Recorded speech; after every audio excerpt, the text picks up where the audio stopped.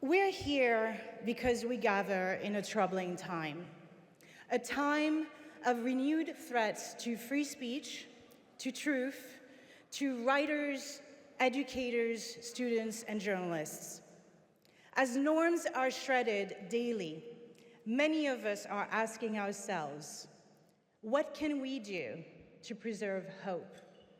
Well, at PEN America, we've always found our answer in the work, celebrating literature, championing the free exchange of ideas, and safeguarding freedom of expression. That's the tradition we've stood on for 103 years.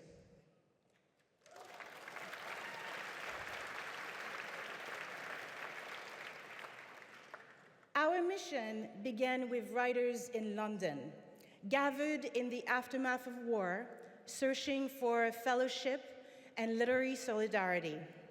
The gatherings quickly became a global network of pen centers. And long before free expression became a household phrase, PEN America was already doing the work, bringing attention to imprisoned writers and fighting back against censorship. We were writers standing up for writers, for their dignity, their voices, and their right to be heard. Our members put pressure on regimes who hoped that the world was not watching. PEN America was watching. We have always been watching. That's right.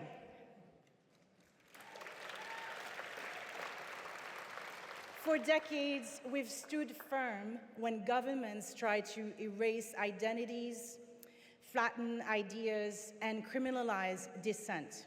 We've meticulously documented these tactics in our reports and continue to advocate for writers at risk around the world.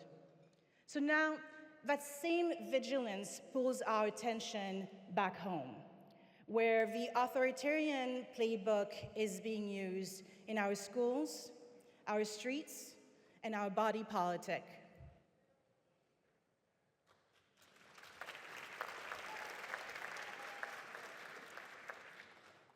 Let's be clear. The Trump administration has launched a frontal assault on fundamental freedoms. This isn't just a dangerous time for writers. This is a dangerous time for democracy. Every week brings a new headline. USAID gutted, the Smithsonian under ideological audit, a student grabbed off a sidewalk into an unmarked van for writing an op-ed. In our new, twisted reality, Naval Academy officers are trusted to go to war, but not to choose their own books to read. 350 words, we know because we counted them, have been banned from the government's vocabulary. Words like woman, vaccines, immigrant, Black, advocacy.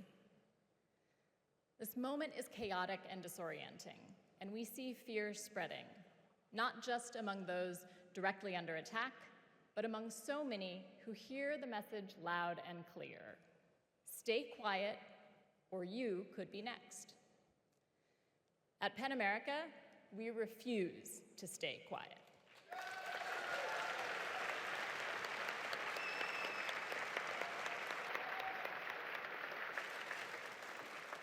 We know what happens when people and institutions obey in advance. So we do not flinch, we do the work. And with your support, we've become the leading force defending free expression.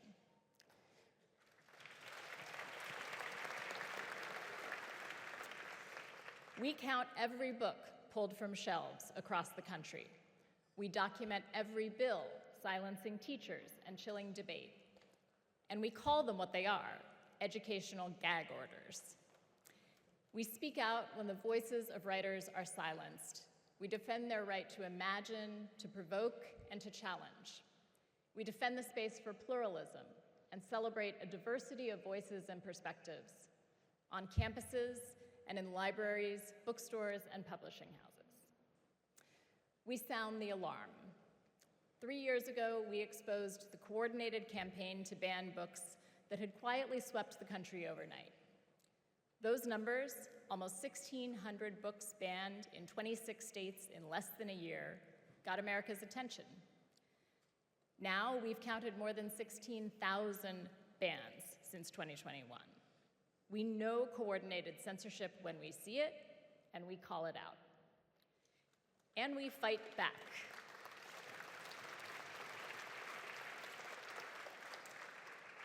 Sometimes we fight back in court.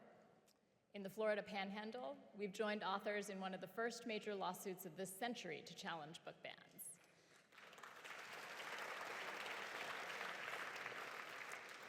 Just an hour outside of Nashville, we've banded with parents and students against a school board that overrode the expertise of librarians and teachers and banned books by 32 PEN America members.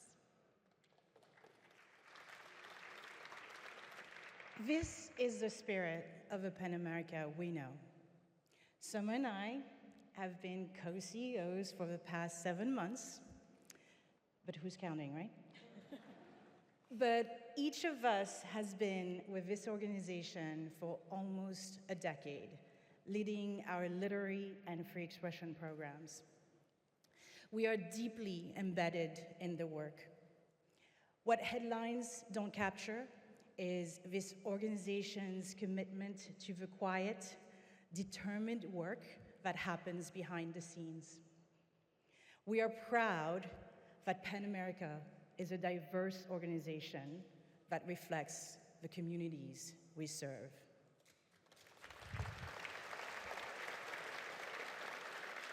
And our colleagues, they are here on the floor, they are also maybe in the balcony, safe from the well.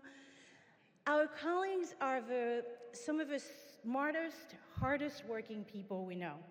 This staff spends hours counting, tracking book bans line by line so students can keep reading what matters to them. They take the calls from writers at risk, figuring out how to get them to safety. They also bring our mission to life at the World Voices Festival, showcasing the most exciting literary voices of our time. They have the courage it takes to defend the right to speak freely, even when that speech can maybe seem unpopular. Courage extends throughout our organization, from our staff to our board. This past year has not been easy, but you, our board, you have stood by our mission with clarity and principle. You have been tireless in your dedication to our success as an organization, and eager to take on the hard work with us, with our staff. Your commitment to our mission emboldens us to be brave.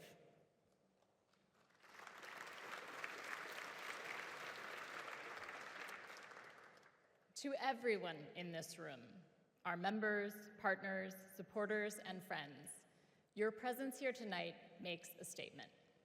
This work matters. We will show up in a Tennessee courtroom. We will not forget you in an Egyptian prison. And the voices that PEN America defends matter.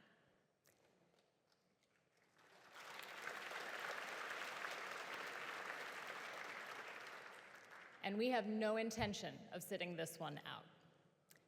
Here's what we know. They can try to ban words and the people who speak them.